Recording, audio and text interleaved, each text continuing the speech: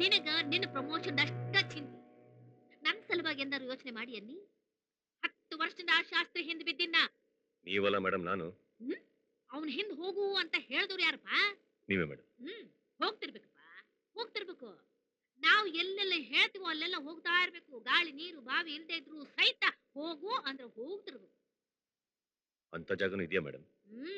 ಅಂಥ ಜಾಗನು ಐತೆ ಅಂತ ಇದರಾಗ ತಿಳಿತೈತಿ. ಇದೇನ್ ಮೇಡಮ್ ಪ್ರಮೋಷನ್? ಟ್ರಾನ್ಸ್ಫರ್ ಆರ್ಡರ್ ನಾಳೆ ಮುಂಜಾನೆ ನಿನ್ನ ಕೈಯಾಗಿತ್ತು, ಗೊತ್ತೇನು? ಮೇಡಮ್ ಇದ್ರಲ್ಲಿ ನಂದೇ ಅಂತ ಅಲ್ಲ ಮೇಡಮ್. Get out.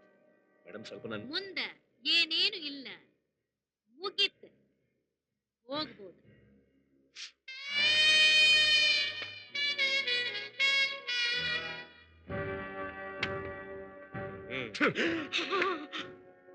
ಟ್ರಾನ್ಸ್ಫರ್ 10 ವರ್ಷ ನಿಯತ್ತಾಗಿ ದುಡ್ದಿರೋದಕ್ಕೆ ಸಿಗ್ತಾರ ಒಂದು ಪ್ರತಿಫಲ ಆಯ್ತು. Exactly correct sir. ನನ್ನ ಪರಿಸ್ಥಿತಿನೂ ಅದೇ.